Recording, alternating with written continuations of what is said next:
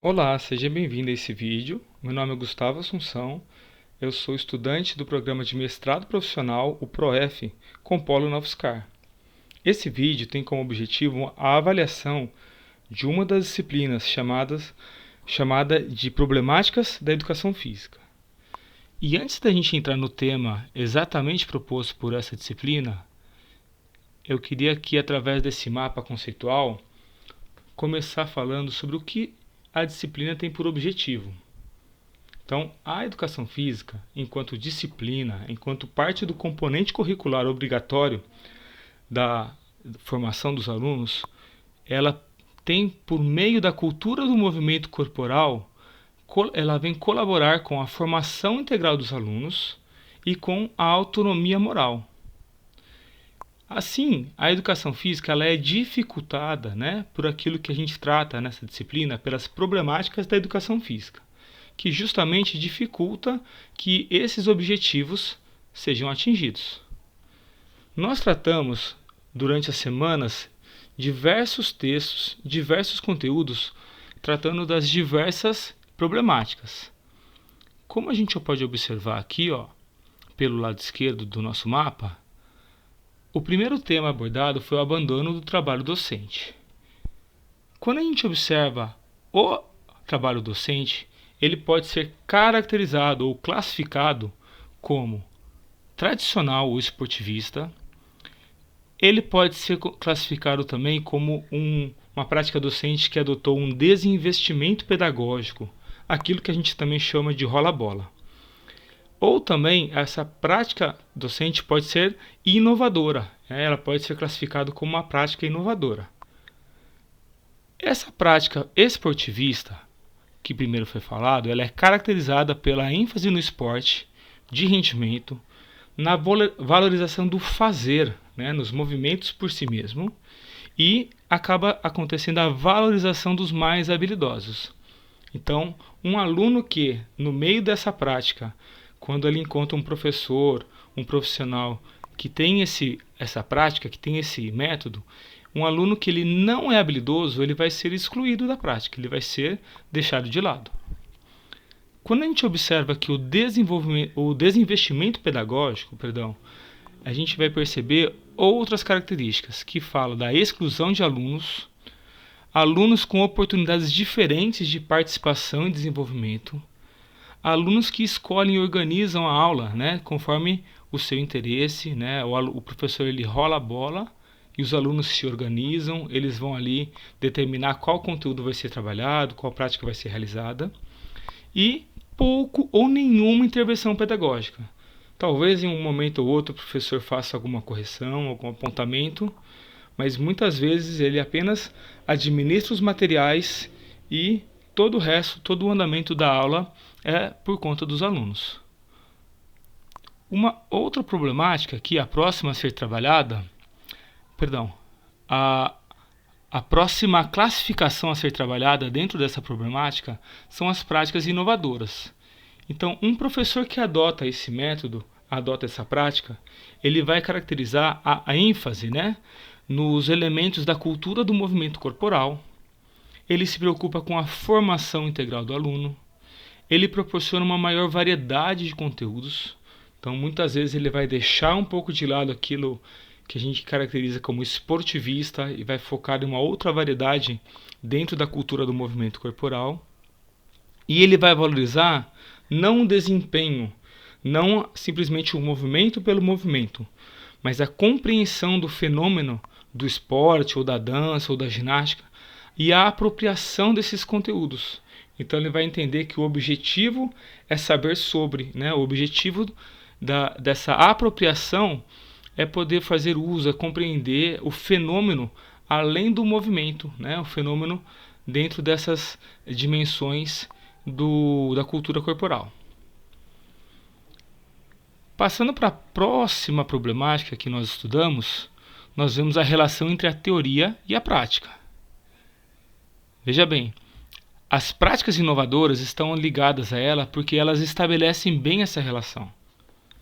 Quando a gente observa essa relação, elas são divididas aqui em práticas tradicionais e práticas inovadoras. As práticas tradicionais dão uma ênfase maior no ensinar a fazer, não é? Que ela produz uma ênfase na técnica e no movimento pelo movimento, né? Apenas focado no rendimento.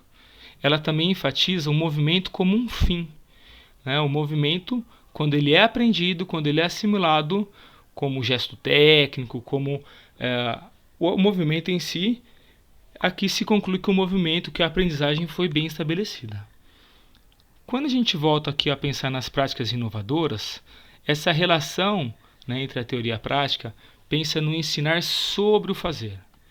Isso aqui produz uma nova relação, porque ela vai enfatizar o movimento como um meio e não como objetivo final da aprendizagem. O ensinar a fazer também produz uma ênfase na contextualização, na compreensão e apropriação da cultura do movimento. A ideia é que esse saber ele vai ser linkado, ele vai ser contextualizado com o ambiente, com a cultura daquele estudante, com seus conhecimentos prévios.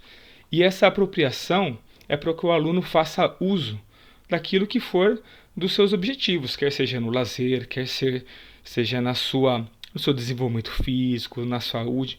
Então ele vai ter uma apropriação cultural que vai lhe proporcionar uma contextualização eficaz. Pensando na próxima problemática, a gente pensou aqui e nós estudamos sobre os aspectos legais da educação física. Quando nós estudamos sobre isso, foi visto que ela estabelece objetivos e definições da educação física enquanto disciplina.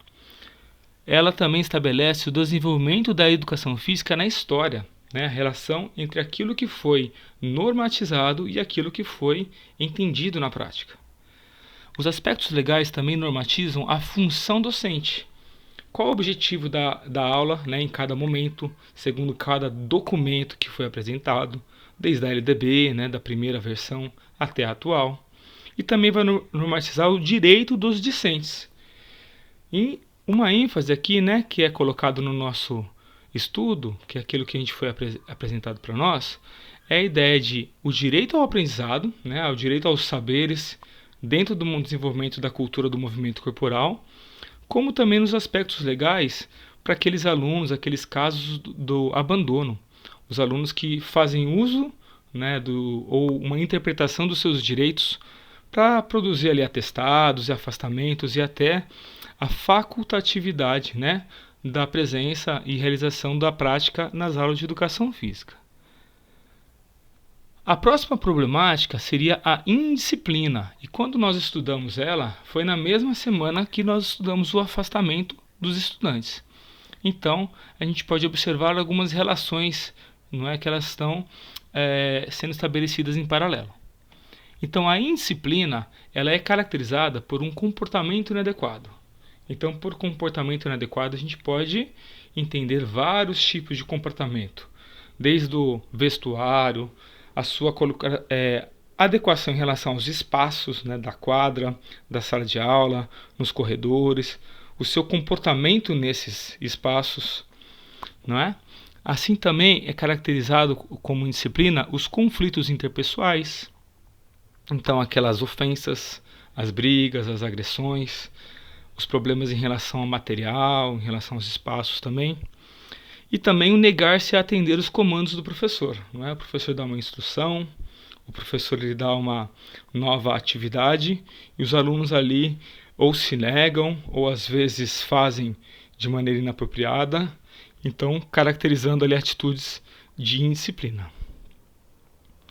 A próxima problemática estudada foi o afastamento dos estudantes, que eles podem ser observados em dois grandes grupos, que são os alunos que estão fisicamente presentes e por causa da indisciplina também, né, eles deixam de participar das aulas, e os alunos que estão fisicamente ausentes, que deixam de frequentar as aulas e não estão fisicamente presentes. Esses dois grupos, eles podem ter diversas motivações. Eles podem ter esse comportamento ou esse afastamento motivados por diversos fatores. Por exemplo, a exclusão. Então, o aluno que não se sente incluído por causa ou do conteúdo, ou por causa da sua habilidade, ou por causa do grupo, não é uma disciplina provocada pelos colegas e tudo mais, ele pode, por exemplo, estar motivado a não participar das aulas. Os conteúdos em si. Esse é um fator também que foi elencado para a nossa discussão. Os conteúdos repetitivos, né? Aquilo que a gente costuma chamar, por exemplo, do quarteto fantástico. O futebol, o handebol, o voleibol e o basquetebol. Então, os conteúdos repetitivos eles podem ser também uma motivação, né? Imaginando uma pluralidade de estudantes que não têm os mesmos gostos, que não têm os mesmos interesses. E a questão moral, né? A questão do aluno que não enxerga um propósito moral, ele não tem ali uma autonomia moral e ele entende que está tudo bem, né? Se ele ficar afastado, se ele não vai ter uma punição adequada, ele começa a calcular e aqui a gente pode linkar também com uma questão de indisciplina. Quando a gente pensa nos alunos que estão fisicamente ausentes, eles deixam de frequentar as aulas, então eles podem escolher ou optar não estar frequente nessas aulas, motivados por fatores semelhantes muitas vezes, e como consequência, né, ou como condição, eles podem ou assumir as faltas ou simplesmente se valer, né, daquilo que a gente tratou nos aspectos legais, como as dispensas ou atestados médicos ou outras variantes, né, para deixar de estar frequente nas aulas de educação física. Pensando aqui na próxima problemática tratada, nós vemos as dificuldades no ensino dos esportes. Então, essas dificuldades elas podem ser observadas nos objetivos ao ensinar os esportes e numa problemática mais comum, que é o exagero ao ensinar, né, majoritariamente os esportes. Então, pensando numa metodologia mais esportivista, uma grande problemática ao se pensar, né, ao se trabalhar o esporte de maneira majoritária, né, de maneira predominante nas aulas, é justamente desprezar outros elementos da cultura corporal do movimento. Desprezar talvez os saberes e alunos que teriam interesses por essas práticas, que por isso podem se sentir excluídos, poderia aí inclusive contribuir para o afastamento desses alunos. Quando a gente pensa agora nos objetivos para ensinar os esportes, então esses objetivos eles determinam algumas definições, por exemplo, o porquê de se ensinar os esportes, quais esportes ensinar, né, como priorizar uns em detrimento de outros e como ensinar esses esportes. Então, quando se tem, por exemplo, uma prática profissional que é inovadora, que prioriza o saber sobre, que prioriza um saber contextualizado, é a ideia de que se trabalha o esporte da escola, não o esporte na escola, como nós vimos, que pensa num ensino que é contextualizado, que é um ensino onde vai visar que o aluno compreenda sobre o esporte, ele possa se apropriar dele para o uso no seu lazer, ele possa ter conhecimentos o suficiente para apreciar o espetáculo, né, esportivo, como visto nos grandes eventos e tudo mais. Passando para a próxima problemática, nós estudamos sobre a questão de gênero. E pensando nessa problematização, primeiro a gente estudou e percebeu que essa categoria, né, ele precisa ser categorizado em problematizações diferentes. Nós vimos, né, a diferença entre o que é gênero, o que é orientação sexual, o que é sexo, né, o sexo biológico, a diferença biológica e cultural, né, que se estabelece entre esses conceitos. Quando nós estudamos também, nós vimos outras, né, dimensões dessa questão. Então, as questões de gênero, ela se preocupa com a inclusão e a participação de todos na educação física e também, né, pensando em outras áreas também, na inclusão em todos os saberes. E ela discute essa diferença, justamente, né, a inclusão, o acesso dos direitos das pessoas dos diferentes gêneros, dos diferentes sexos na sociedade. Então, uma das atividades propostas, inclusive, foi um trabalho dentro da temática de esportes sobre uma atividade em que o acesso ou as responsabilidades entre meninos e meninas era diferente. E isso foi tematizado e foi apresentado como um reflexo ou como uma discussão sobre como se dá esse processo também na sociedade, tanto no mercado de trabalho, como no cuidado do lar e tudo mais. E passando para a última problemática, nós vemos o ensino por temas geradores, não é? Essas problemáticas emergentes. A ideia, né, o que se enfatiza aqui é o ensino por temas geradores que vai proporcionar um melhor desempenho, digamos assim, quando a gente pensa em aproximar professor e aluno, o desenvolvimento do senso crítico, o desenvolvimento da autonomia moral, um ensino mais significativo e a interdisciplinaridade.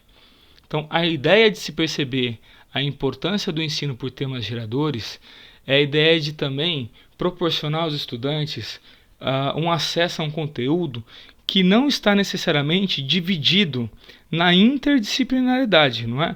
Aquele conteúdo que talvez não fosse trabalhado quando cada professor vai tematizar dentro da sua área, dentro do seu conhecimento, aquilo que está muito bem estabelecido. Por exemplo, no ensino médio, os temas geradores ali, eles são uma tentativa, eles são, na verdade, um exemplo para esse tipo de ensino. E isso foi, então, gente, um resumo bem breve, bem sucinto, das problemáticas trabalhadas na nossa disciplina D01 do mestrado profissional em Educação Física, o ProF. Eu agradeço aí a paciência, a compreensão, peço desculpa aí pela velocidade, por algum erro aí no discurso, e eu agradeço. Até mais, obrigado.